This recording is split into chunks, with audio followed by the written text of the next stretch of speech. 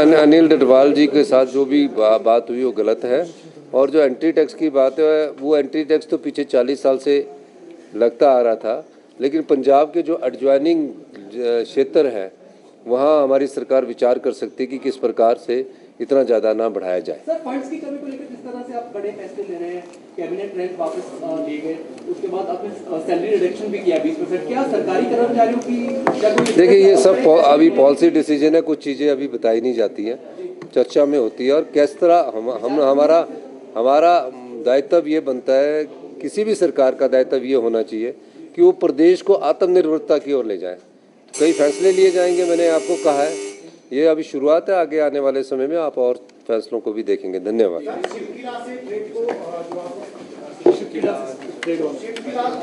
China के साथ देखिए, टूरिज्म हमारा प्रायोरिटी सेक्टर है। पर्यटन के क्षेत्र में हम हिमाचल के युवाओं को भी चाहते हैं कि वो पर्यटन के क्षेत्र में अपना ध्यान लगाएं। और निश्चित रूप से टूरिज्म के दृष्टिकोण से हम शिवकिला को खोला हमने, और इसका फ़ायदा ये हुआ कि किन्नौर तक 50,000 टूरिस्ट पहुँचे, यानी कि वो रामपुर ठियोग होते हुए पहुँचे।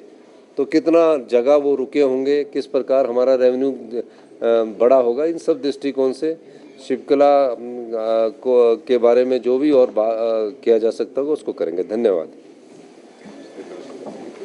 दूसरा दिन है बजट सत्र का। विपक्ष ने शुरू होने से पहले ही प्रोटेस्ट किया है, वहाँ माफिया राज का आरोप लगा रहे हैं। आरोप लगाने से महज कोई बात साबित नहीं हो जाती, उनको तथ्य लाने चाहिए और तथ्य के अनुसार विधानसभा के पटल पर उठाने चाहिए। वो क्या कर रहे हैं कि अपनी विधानसभा में जयराम ठाकुर जी जो है वो अपने अस्तित्व की लड़ाई लड़ रहे हैं, क्योंकि ये भारतीय जनता पार्टी जो है गुटों में बटी है। और इसमें कोई दो राय नहीं कि वो आरोप लगाकर हमेशा कोई ना कोई बात को साबित करना चाहते हैं। कोई कागज लाए, कोई फैक्ट्स लाए, और उसके आधार पर सरकार किसी भी प्रकार की कार्रवाई, जो भी गलत होगा उसके खिलाफ सरकार कार्रवाई करेगी। कमर्शियल एलपीजी का काफी संकट है। हाँ, कमर्शियल एलपीजी का जो कमर्शियल एलपीजी की बात है उसमें थोड़ी कमी महसूस की गई है, क्योंकि होटल रेस्टोरेंट में अभी थोड़ी कमी कमर्शियल एलपीजी के मामले में मुझे ध्यान में लाई गई है। और मैं इस चीज़ पर अभी नज़र लगाए हुए हूँ कि कैसे इस प्रकार की स्थिति से निपटा जाए, क्योंकि जो पेट्रोलियम मिनिस्ट्री है वो भारत सरकार की है। मैं उनसे बातचीत करूँगा, अपने सेक्रेटरी को बोलूँगा, और इस दृष्टिकोण से हिमाचल में किसी प्रकार की गैस की किल्लत ना हो, उससे कैसे निपटा जाए इस पर भी विचार किया जाएगा। बजट आया है, उसके जो अमाउंट है 40,000 करोड़ के आसपास, ये क्या कारण बड़ा है इतना ज़्यादा? क्या कैपिटल इन्वेस्टमेंट पे ज़्यादा फोकस है? किसमें? सप्लीमेंट्री बजट आया है। जो सप्लीमेंट्री बजट जो है उसमें हमारा कैपिटल इन्वेस्टमेंट और ऑनगोइंग प्रोजेक्टों पर पैसा लगता रहता है। तो निश्चित रूप से जो हमने रिफॉर्म्स किए हैं, रिफॉर्म्स के बाद हमारे जो प्रोजेक्ट्स पूरे हो रहे हैं उसमें पैसा दिया जा रहा है।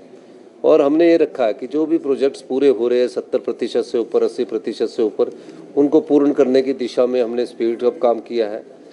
पूरे सिस्टम को व्यवस्था परिवर्तन के माध्यम से स्ट्रीमलाइनिंग किया जा रहा है। नए कार्य तभी शुरू किए जा रहे हैं जब उसमें हम 30% पैसा डाल रहे हैं। पहले क्या होता था, पिछली भारतीय जनता पार्टी की सरकार ने शिलान्यास कर दिए, बजट रखा नहीं, और शिलान्यास के बाद फिर उन्होंने एक स्टोरी बनाई, 2 स्टोरी बना दी, उस आधार पर उसमें नुकसान हुआ। हमने कहा कि सबसे पहले जो हमारे कैपिटल एक्सपेंडिचर होगा वो हॉस्पिटल्स में होगा, एजुकेशंस में होगा, और जहाँ ज़रूरत होगी वहाँ बिल्डिंग बनाई जाएगी। इस दृष्टिकोण से हमने ये रखा है। और निश्चित रूप से हमने जिस व्यवस्था परिवर्तन के माध्यम से नियमों में परिवर्तन किया है, कानून बदले हैं, उसका फ़ायदा हिमाचल प्रदेश की राज्य सरकार को भी होना शुरू हो चुका है, और प्रदेश आत्मनिर्भरता की दिशा में आगे बढ़ना शुरू हो चुका है। हाँ, ये ज़रूर ब्रेक लगी कि आरडीजी के कारण 8 से 10,000 करोड़ रुपया जो 2026 से 26-27 से लेकर 2031 तक हर साल 8 से 10 हज़ार करोड़ रुपए जो कटा है, उसका थोड़ा बहुत नुकसान हमें ज़रूर होगा। लेकिन मैं अभी भी बजट की मीटिंग में जा रहा हूँ।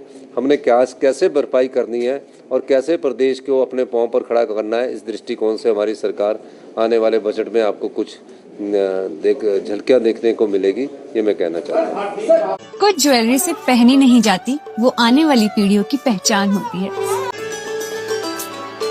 लेगेसी का मतलब सिर्फ साल नहीं होते, वो रिश्ते होते हैं जो वक्त के साथ और गहरे होते जाते हैं। वर्मा ज्वेलर्स का नाम सिर्फ एक ब्रांड नहीं, एक परंपरा है।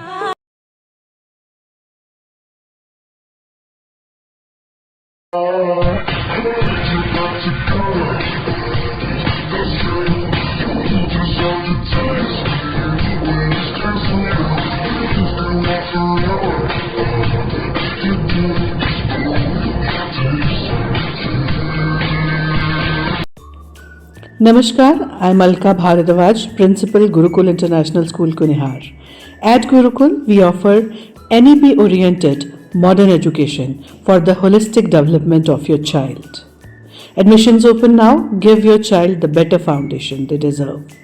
Looking for a school that shapes not just students but future leaders? Welcome to Kasoli International Public School, a world-class residential institution where learning goes beyond classrooms. With a strong academic foundation, an advanced curriculum, and excellence in sports and co-curricular activities, we focus on complete development. Nutritious food, a safe boarding environment, and experienced teachers living on campus ensure constant care, discipline, and guidance. Enroll your child at Kasoli International Public School today. Admissions are now open. Give your child the future they truly deserve. Thank you.